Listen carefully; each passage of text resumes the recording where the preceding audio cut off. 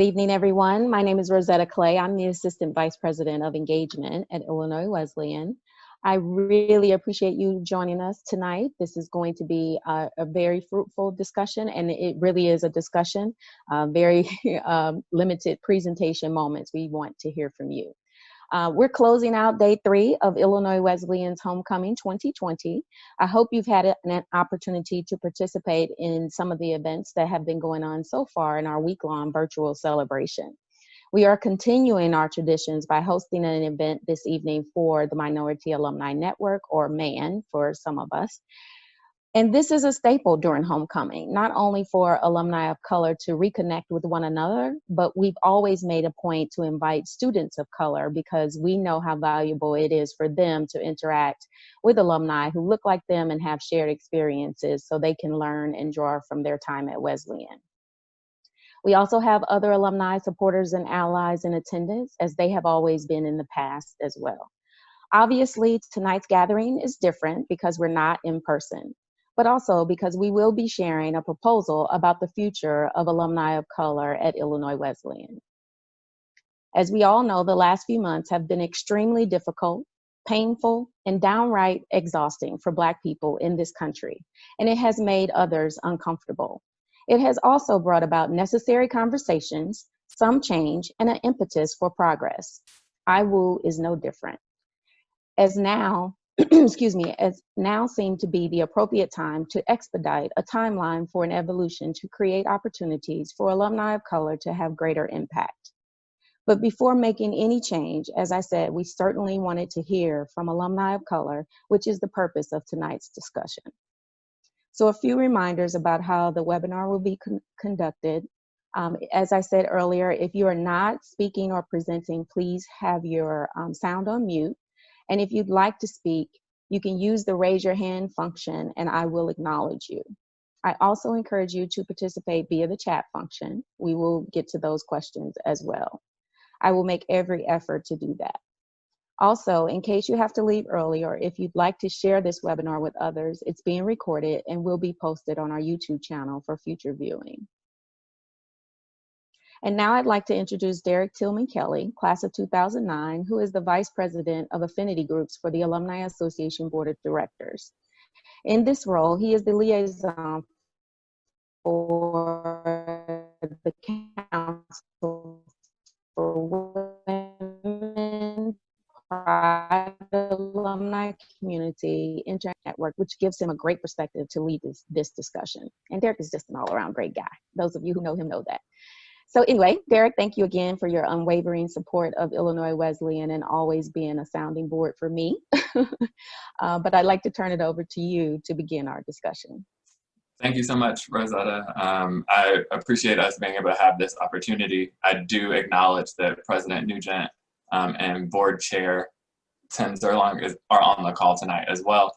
Although we want to talk about the future of alumni of color at Illinois Wesleyan, we wanted to be sure that we acknowledge that you can't do that without honoring where we've been.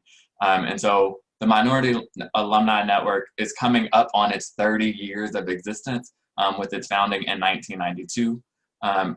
And when the organization was founded in 92, it was an intentional, diverse group of folks who spanned the early 1970s just up until 1991, which would have been the last graduating class at the time. We are fortunate tonight to be joined by Phyllis Barker, who served as the inaugural chair of the Minority Alumni Network and helped us get this thing going. And so there are a couple of things that we want to make sure we call your attention to when we think about the history of MAN. We're certainly joined by other chairs, Dion, Tony, and others, but it was always designed with the impetus that we would benefit Illinois Wesleyan alumni as well as current and prospective students, and that it was in fact a diverse group. Although it can sometimes be thought of as like a Black organization, from its very inception, there were folks who identified as Black or African American and as well as Hispanic and Latino. And so the things that I want to call our attention to is first, that although the people and the activities of the Minority Alumni Network has changed over the years, one thing for sure is certain, and that is that MAN has always had and pronounced a steadfast commitment to Illinois Wesleyan, its alumni, current and prospective students of color. without those four distinct groups of folks, this network wouldn't have been possible, and the impact that it's had over time certainly would not have been possible. And so it's important to recognize that MAN has been consistent in ensuring that students of color have enrolled, felt heard, seen, and supported, and ultimately that they obtained their baccalaureate degree, and then intentionally worked to ensure that alumni could feel still connected to the institution and could help guide its future. And so when I think about my time with Illinois Wesleyan, 2005 or so, I can remember Tony coming into the role of chair of MAN.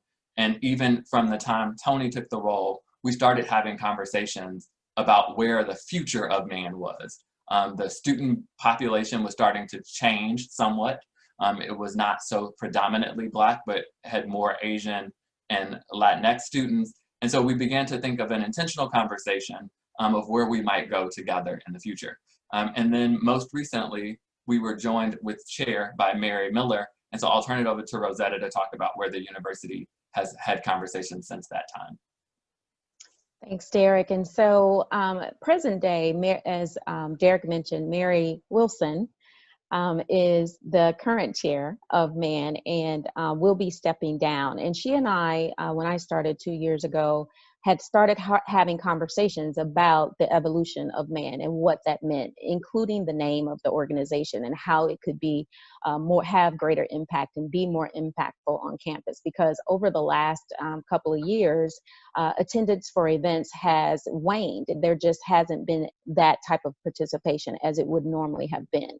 There have been at the homecoming events more alumni participating, but just in general, alumni have not been participating as they had in the past. And so Mary and her leadership team were thinking of ways to try and engage differently. They wanted to start having quarterly events, which I think is great to have a continuum of activity, and having varying topics for those events, professional networking events, and then working with students as well. So one of the thoughts that we were talking about is how do we learn to or become to embrace more of the student population as well as increase engagement opportunities for alumni of color. And so that's kind of where that conversation started. And then once she began to let me know that she was transitioning, we thought, okay, let's bring Derrick into the conversation and figure out how can we move forward and how can we create an opportunity for greater engagement. And so this is where the proposal kind of started. Next slide. And so what we want to be intentional about tonight is to acknowledge that this is a proposal. Decisions haven't been made, but we did want to come to you with a potential direction so that it wasn't a blank slate of a conversation. And so Rosetta and I spent some time thinking about what does it mean to be alumni of color, the current language of the broader community in the field, and how might we personalize that to Illinois Wesleyan. And so we are proposing the Titan Alumni of Color Collective, which may be known with abbreviations of the collective or TAC, ultimately recognizing that although the name might change and the structure might change, which Rosetta will highlight in a moment, the ultimate purpose of the organization will take us just back to 1992 and the structure that was provided by Phyllis and her leadership team then, that we want to be working together, but we want to provide some special attention to different and diverse populations of alumni of color, and then ultimately think about the ultimate impact we might have in partnership with the university in terms of its connection to alumni and then the support and recruitment of students as well. And so Rosetta, I'll let you talk about the structure. Thank you, and hopefully you can see this. What we landed on after much discussion is that we would have the overarching Titan Alumni of Color Collective. And let me just backstep, and I don't know, Derrick, if you said it and I missed it, but Derrick and I were very intentional about reaching out to previous leaders of MAN to let them know about these conversations that he and I and Mary have been having, to get their feedback as well and their perspective. And so we didn't reach everyone, but we did reach a few of those folks, and they're on the call tonight. But we wanted to make sure that we included them in this discussion as well. So again, we start with that umbrella organization of Titan Alumni of Color. And as you can see under that, you would have the Black alumni community, Latinx alumni community, and I have here in italics Asian alumni community, because we have to do a survey to determine what is the best nomenclature for that group and naming for that group that will be appropriate to address the needs of all of those different ethnicities and races. And so the other point that when I spoke with Phyllis Barker, one of the points that she wanted to make sure that we keep inside of our thoughts is that we don't want to lose sight of the Native American community, because they were a part of the beginning and founding of the Minority Alumni Network. So we want to make sure we keep track of that as well. We did have conversations with our colleague Veronica Torres Luna, as well as Yolanda Juarez Sotelo on the Alumni Association board, to get their perspective in regards to the naming for Hispanic and Latinx communities. So again, all of this is fluid. We are just making suggestions here, but as you can see, up under those three groups, we would have the registered student organizations, or RSOs as they are known on campus, that would align to those groups as well, to create a pipeline, for lack of a better word, of alumni engagement and interaction with those student organizations. We also have new groups that have been developed over the last couple of years: men of color, women of color, and I was just contacted last week about students of color in STEM. And so those organizations can determine how they want to identify with those groups as well for their alumni engagement. But we wanted to make sure that we have a natural way in which students can align to these organizations. And so, as we said, we wanted this to be a discussion and get reaction, conversation, perspectives, feedback from everyone. And before I turn it over to Phyllis, I would just like us to be cognizant of the time, because we do want to allow people to enjoy the vice presidential debate. But we also want to stay focused on our topic for tonight. We realize that there are many other issues that are happening, not only in the country, but also at Wesleyan. But we want to stay focused on this topic for tonight, and then think about ways in which we can get engaged after this evening. So Phyllis, we'll turn it over to you for some brief remarks, and then we'll open it up for a discussion. You are still on mute. Good evening, everybody. I'm delighted to have this opportunity to make a few brief remarks, and it has been emphasized to me many, many times how brief they should be. And so I would like to just say that almost 30 years ago, when we formed the network, we felt the need to really honor and showcase the accomplishments of alumni of color. And at the time, the three main groups we were focusing on were Black, Latinx, and Native American. And that need has never gone away, which is witnessed by the fact that we are here this evening. I'm so excited and delighted that we still have this connection. We have an opportunity to reimagine and energize. One of the things that the network gave to all of us was an opportunity to meet each other over the years. And so people like Ansel Johnson, I would have never known, and Sam Hall. I didn't make it my business to meet too many women. No, I'm just kidding. But I wouldn't, that's one of the great things about having a network like this, and that was commented on many times by outsiders who came to events that we had, how wonderful it was to have such a span of interest.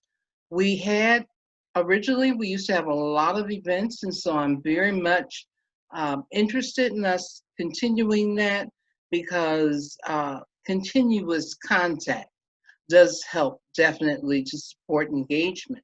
and we had a lot of different kinds of events. And so I hope that as we talk this evening, we can definitely find some common ground to, as I said, reimagine and re-energize alumni groups for alums of color. So thank you. I'm sure that was too long, but hey, No, you that get was what perfect. you get, right? That was perfect. Thank you. And I would be remiss if I didn't say that Phyllis, still after 30 years, is still involved and engaged very much so with the university. She is a board of trustee member and the chair of the diversity committee for the trustees. So Phyllis, thank you as well for your unwavering service to the university. And so now, as we said, it is a discussion. And so we want to open it up and I can't see, let me look at the grid. Here we go. Open it up for anyone to provide feedback, offer suggestions, any thoughts, ideas. The floor is open and you can just unmute and go ahead and talk. Hi, this is Ashley Keith Phillips. I'm from the class of 2006. I just wanted to know if there is an option to pursue a regional location for the events, maybe once per quarter. I mean, sorry, 1 quarter per year. So I'm not originally from Illinois and I currently don't live there. And typically I'm not able to attend the events because they just don't, fit with my schedule. So perhaps once a year we could do an East Coast, once a year we could do a West Coast, once a year we could do another Midwest location. Like we can rotate it annually, where the regional one way may be to get alumni who are not from Illinois or currently residing in Illinois a chance to participate. Thank you for that. Good suggestion.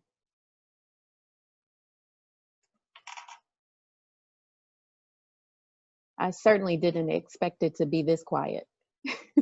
Well, and I was going to say, to Ashley's point, if we don't make a lot of progress on this pandemic, we can keep doing this and everybody can keep coming, and I also hope that we don't lose the gift of technology that we have all begun to chime in on.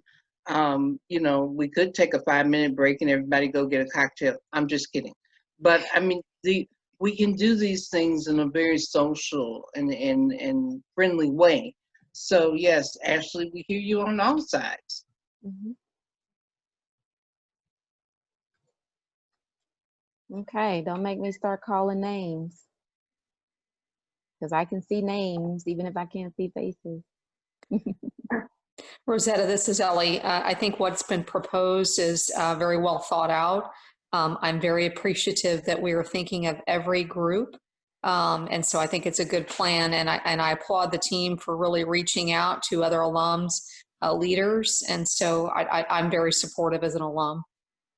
Thank you. And Ellie is also the former president of the Alumni Association. So she's been in the trenches on this stuff too. So thank you, Ellie. Good evening. I'll chime in. This is Sam Hall. Hi, Sam. Phyllis. Hey, Sam. I already have my cocktail. All right, baby. That's why we don't have your picture.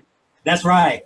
That's right. No, I'll turn it on later. But no, I think it's I think this is great, and I think it's already been said.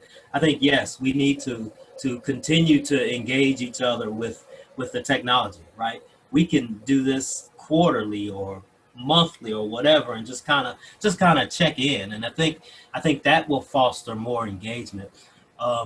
When Rosetta, we talked, I think it was last week, right? Mm-hmm. Yes. About the ideas. I was truly excited. I think it's a great plan. I'm anxious and excited to see it to come to fruition. And as I told Rosetta, whatever I can do to be of assistance, you just let me know. So that's that. Thank you, Sam. Hello, this is Andre Keyson Colquitt, class of Andre. 1988. How are you doing? Good. So I'm just curious with all the groups, and I love the pyramid, the way it looks, the org chart there. What type of cross-pollination do you have planned for the groups and ways for them to come together and support each other?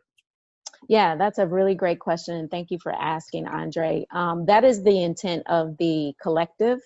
so that if there are events, programs, activities, advocate situations, or issues that everyone wants to come together collectively to address, they can do that as the collective, however often they feel necessary, whether that is going back to Ashley's point of doing something quarterly or annually. I have the idea that there would be one annual event that would be something like a conference, a day-long conference, where the collective is, the sponsor or presenter of that, and all of the different groups can have their different types of sessions addressing their respective and individual group issues, but also as a collective. So the opportunities are limitless. Again, I have my thoughts and ideas. Derrick has had his, and we've had these back and forth conversations, but it really is up to you all to determine what that can be and what it looks like. And we will do a survey of the group to get more of this type of feedback as well.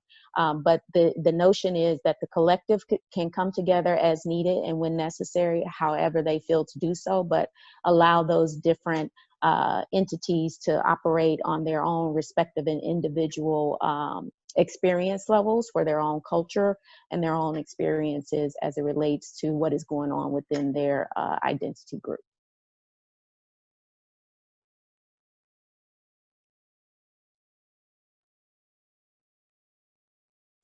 This is the most quiet.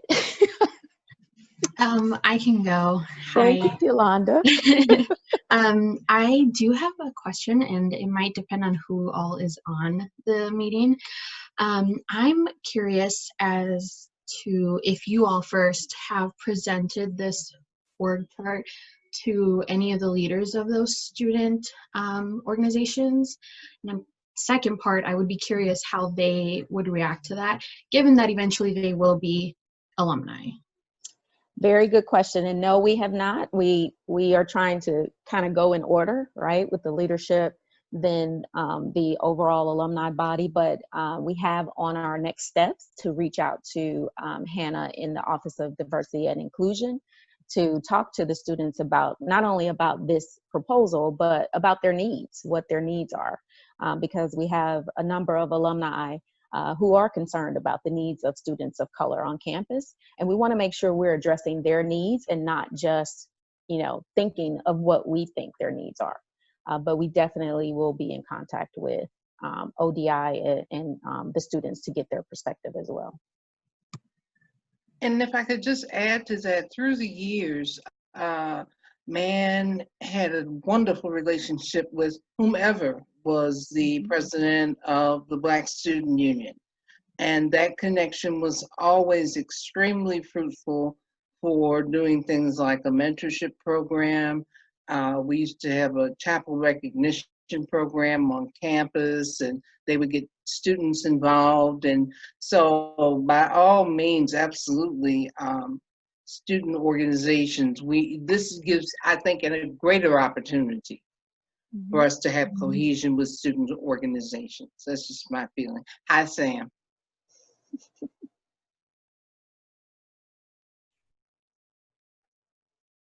Hey, this is Tony. Derrick, don't look at me like that.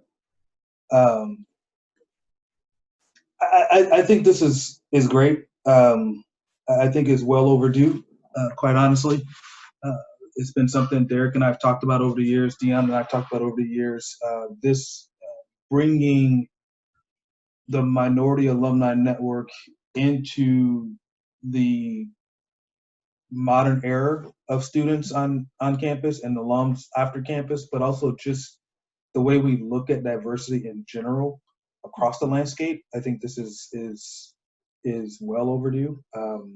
As Derrick alluded, we started these conversations when I was the chair of the network. But so taking all of the foundation that has been presented today is great.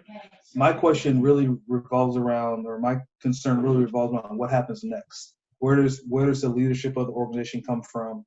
How does this get presented to minority alums at large? I noticed a group of folks that are on this call, but as I noticed a group of folks that are on this call, I am also recognizing the group of folks that are not on this call. Yeah. So how are we going to package that, message that, get that out there? And more importantly, from a university perspective, how are we going to stand by the decision to move into this direction regardless of what the response is going to be? Right? Because there's going to be some pushback, because that's the nature of people.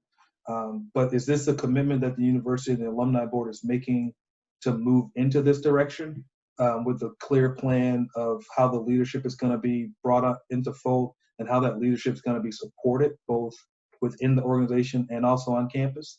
Or where are we at in that mindset? So a number of questions, but I'll start with your very first one on what are the next steps. And so the next steps are for us to do the survey and put all of this information out because to your point, Tony, it's great that those of you who took the time to be on the call, but I always say that I'm more concerned about the people who don't show up and who don't say anything because they are saying something by not being here. And so I want to make sure that we can send the survey.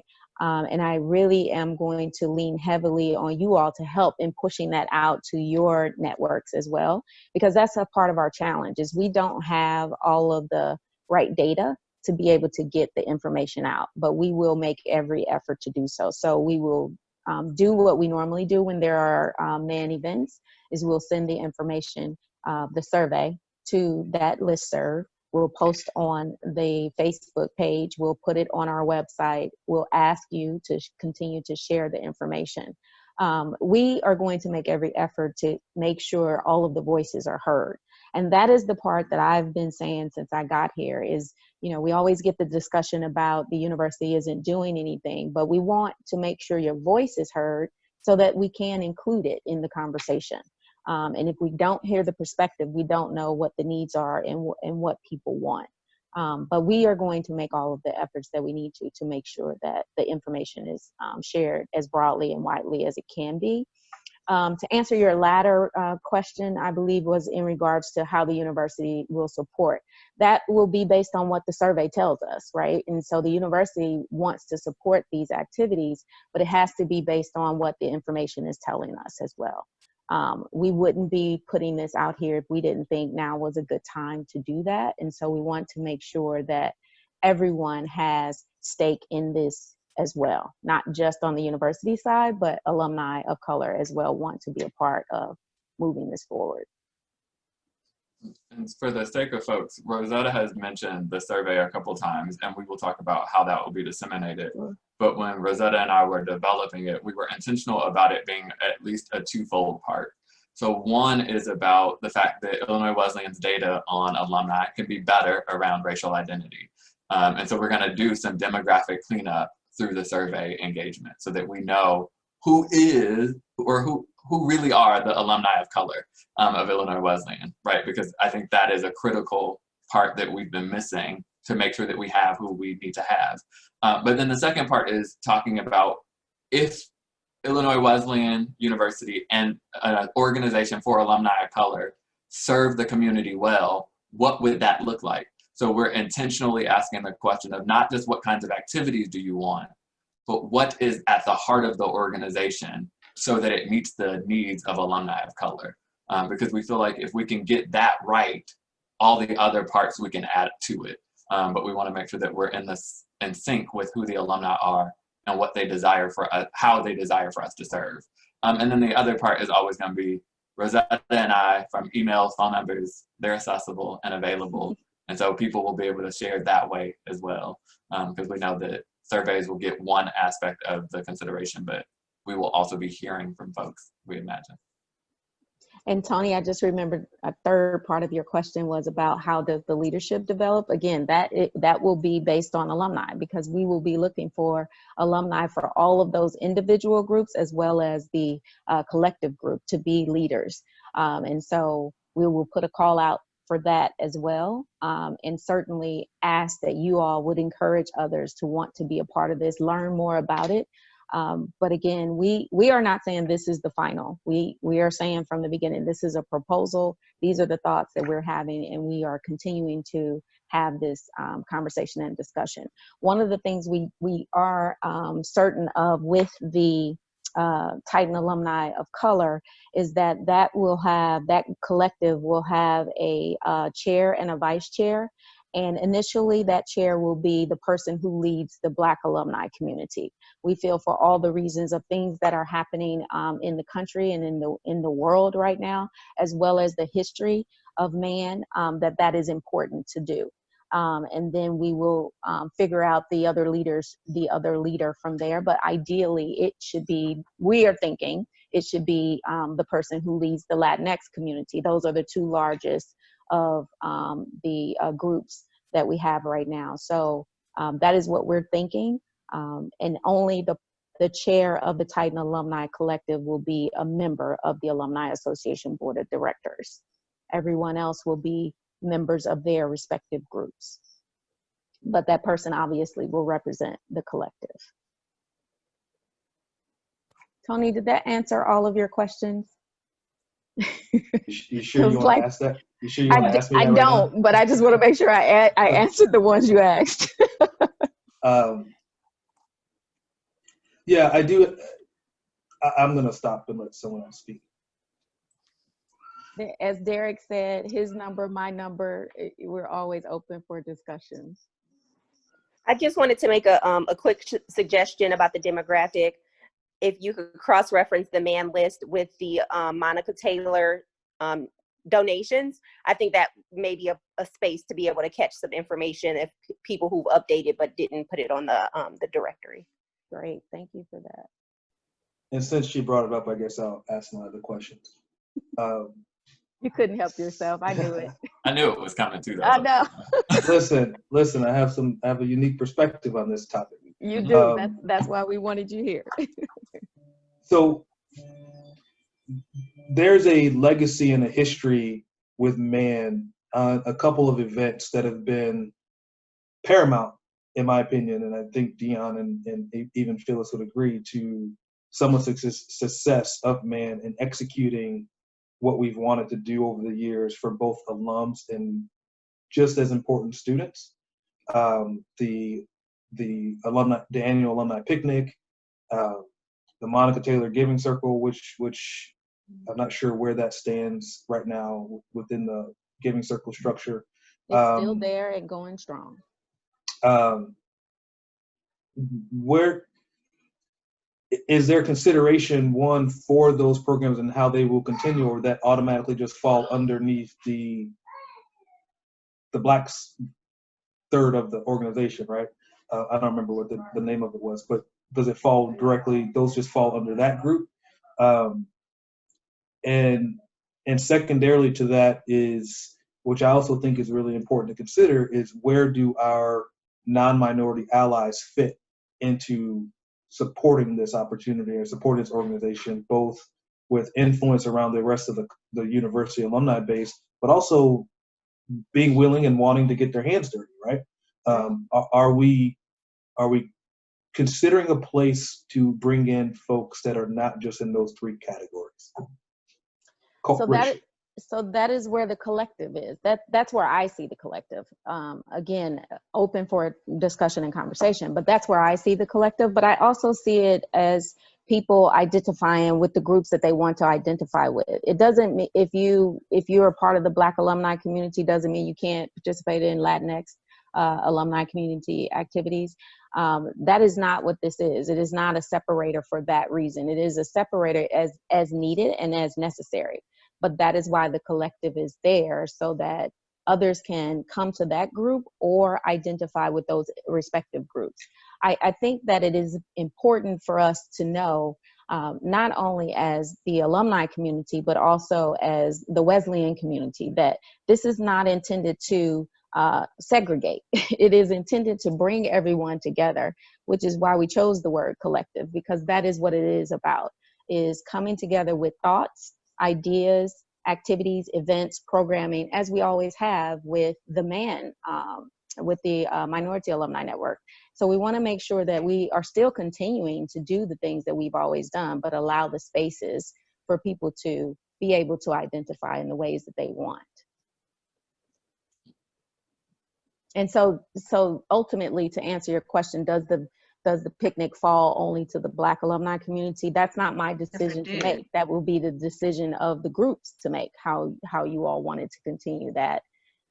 Whether it's within the Black alumni community, still means everyone is invited, I would think, or whether it is a collective event and everyone is a part of that. I think those, to me, are details that, to me, is a no-brainer, that everyone would be invited to all of the events. Yeah, I would think that maybe even a combination of both, right? I think it's important to cross-pollinate. I think Andre used that.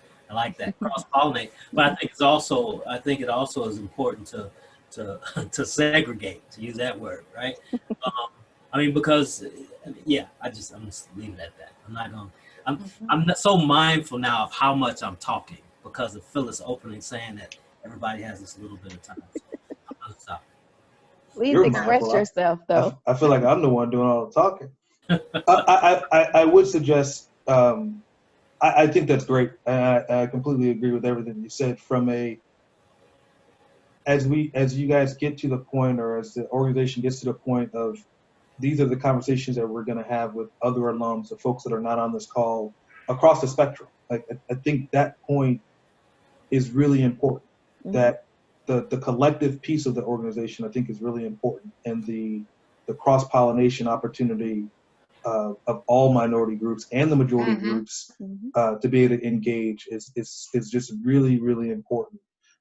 Not just for the start of the organization, but I think long-term viability, plus also just where we are as a country, as a university, as an alumni base in general. Just that's why I asked, not really the challenge, but I think there needs to be some intentionality around the word collective. And I'll finally, and try to shut up after this, just add that Derrick and I talked about this. One of the biggest challenges that we had 10, 12 years ago when we looked at this is that naming. And I just, when I talked to Derrick a week or so ago, there really wasn't any ideas on what the name was, or what a naming idea would be. And I just want to send a really big shout out to what you guys came up with, particularly using the word collective. I think that is really, really fundamental to what you're trying to accomplish. And so I really think the naming and the structure that you've come up with is really, really nice. Right. And I do want to make sure that we're very, very clear that because these groups are forming, it is not as a part of an exclusion. We have to have other non-minority, not my favorite phrase, but other people of color, white people, all people, to be a part of this. We can't do it on an individual basis, and we can't do it on a silo basis. Love it, Ashley. I saw it. So. Well, if I could just, throw this in right quick for consideration. When the network was originally formed, the majority of alums of color were all Black. The majority, not all, the majority. And it was always intentional. We sat down and said, minority alumni network, not Black alumni network, because we felt it was very important to support ourselves, the Latinx community, and Native American. At that time, Wesleyan only had a handful of Asian participants. And at that time, Asians in America were tending to do a lot better than perhaps they are today. And so I'm very happy to see this progression at this point, responding to the changes in America, the changes at Illinois Wesleyan. I have no idea what the numbers are, but I know the Latinx alumni group is a whole lot bigger than it was in 1992. Right. And I imagine that the Asian alumni group is also. And so that's why I said before, I was very excited for us to reimagine, because the need has not gone away, to highlight the accomplishments of alums that are not white, to support students on campus that are not white, to support faculty and staff that are not white, but to also provide them a network that would not exist for any other reason, except for us supporting ourselves and then whomever else wants to plug into that network, because it's quite fruitful. So, you know, just keeping some things in mind. I think maybe some of this could have been done a little bit more 10 years ago or 15 years ago, as Tony and Derrick were talking about. I'm just glad we're at least getting there now. So it is 7:45. Dion has something to say, and I finally can't came off mute. imagine. Really, all this time, and Dion has said nothing. That's amazing. I was not going to embarrass him until 7:50. I really don't talk that much. My goodness. I think I don't want to, you know, sound like a broken record, you know, agreeing with everybody on the need for the structure change and the reimagining of, you know, the alumni collective of color. I think, you know, Phyllis talked about, you know, just the spans of generations of Titans knowing each other. And I think if you look at, you know, you look at my progression and my alumni journey, it's exactly in the footsteps of Phyllis, because there's no way that I would have been able to move through this alumni space without seeing the foundation that she laid. So the fact that we have, you know, there's a through line through the alumni organizations down to the student organizations, I think that's so very, very important to let them know that they're not by themselves. And then there is a path to, through, and beyond their time on campus. So I think that's the most important thing. And I think for me, you know, as far as my alumni journey, that's the most important focus, is to make sure that the students are supported throughout whatever's going on campus or what's going on in the world. So as long as we still have that focus in connecting the students, I think that's, you know, however the overarching organization looks, I think it's going to be a win at the end of the day. But I'm supportive of the reorganization. I'm really, really pleased that Phyllis and Sam, you know, two of the building blocks of Man's founding, are on board and are supportive. And I'm hoping that, you know, this change, especially, you know, breaking down by different ethnic and racial segments, can kind of give a new energy to the alumni community. Because like Tony and I talk probably way too much on a regular basis, but the one thing we always focus on is the alumni of color that aren't on the calls and that aren't showing up. Like Derrick and Tony and myself and Phyllis and Sam, we shouldn't be the only ones that the current students know. I mean, between the Esther Franco Payne and Hanifa Ross and Renee Green, Camille Grant, so many talented, amazing alums that folks just don't know about. We need to find a way to get them into the fold. So if this change gives them the energy to be, you know, to come back to campus and be a more active participant, you know, in the alumni community, I think it's going to be a win.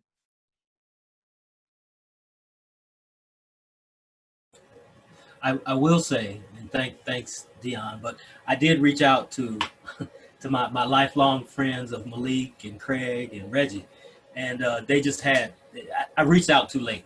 They had some other engagement. So, but I guarantee you, the next time we're together, that contingency will be here. Awesome. Thank you for reaching out, and thank you to all of you who contacted other alumni to participate. I appreciate that as well. I'm going to confess, I was at the very last minute signing up and I didn't reach out to a soul. But don't think for a minute I've lost the art of strong arms. So as when we set up our next get together, I'll have my list out. I'll be calling and pick up some more folks. Thank you. Thank you. We appreciate that. Okay, I want to, and Georgia, I didn't ask you about this, but I knew you were going to be on the call and just wanted to ask if you wanted to have any comments before we close out. And I know Tim Zerlong is on here as well. So I'll ask Georgia first and then Tim, and if you don't, that's fine. Oh, Georgia's coming off of mute. I don't know. I guess I did that. Am I? Yes, we can hear I and present? see you. Okay. You are. Thanks, Rosetta. You always do this to me, but we'll talk about that later. Just a really interesting conversation. I want to thank all of you who are on the call. I love many of the thoughts, these most recent thoughts about how can we bring more people into the fold, get more people engaged, connect with the students. They really need that connection and really value it. So if this is a direction, if this reorganization kind of revitalizes things, I think that's super. So I appreciate your thinking on it. I appreciate everybody showing up for the call. And I know Phyllis will strong arm more people next time. So thanks. Good to hear you all, and good to meet some new faces too. Thanks, Georgia. Tim? Well, sure, I'll jump in just for a second. I think Georgia summed it up very, very well. I'd like to add my thanks to all of you. I know many of you have been very, very involved for a number of years in this very important work.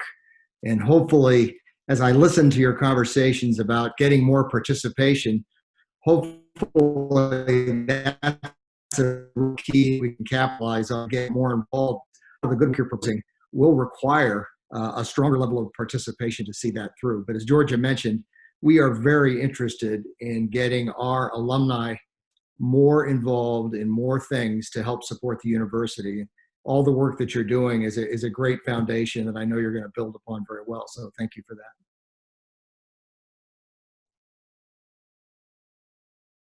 Tim, thank you. And for those of you who don't know, Tim Zerlong is the chair of the Board of Trustees. Any other final comments, questions before we close out? And I talk about, we discussed a little bit of next steps, but I will close out with that. Any other comments, questions?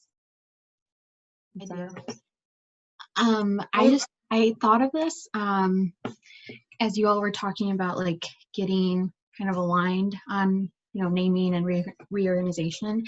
Were there any anticipated like rejections or anything that you all thought might not be welcomed by certain alumni that you were expecting? Just because I fully plan on making sure that I make my peers aware, and I don't foresee people coming like with rejections or complaints or things that, this is not the way to go. So I'm kind of wondering like if I should be weary of some of that. Yeah, Derrick and I have had a number of conversations about it, and we were trying to anticipate that, which is why we talked to as many people as we talked to before we decided to roll this out. In that discussion, we thought about, one, we want to make sure that we are addressing and meeting the needs of alumni. We don't want to put our thoughts over everything. So we are doing our best to do that. And hopefully, if there are people who have differing opinions, that they will share it with us. That is my concern, to be quite honest, Yolanda, is that people won't say anything. And that to me is what has been going on for the last 2 years. People won't say anything, but then when something is rolled out, then they want to say, well, you didn't do X, Y, Z. And that's why we want everyone to come to the table with their voice and share their perspective, so that we do have the opportunity to include all voices, as many voices as possible, different voices. Because like Tony, and I say it all the time, I'm concerned about the people who don't say anything more than I am about the people who show up all the time. Yeah, and I will say, Yolanda, the other point of the conversation that we wanted to be intentional about, and it's sort of reflected in the structure, was the piece around there are folks who have overlapping identities, right? So we know that there are Afro-Latinas. And so, but we also know that at Wesleyan, that population is currently small. And so you don't want to drill too far that you are essentially burdening people to do something for a particular group when we might be able to address those nuances in the current structure that's proposed.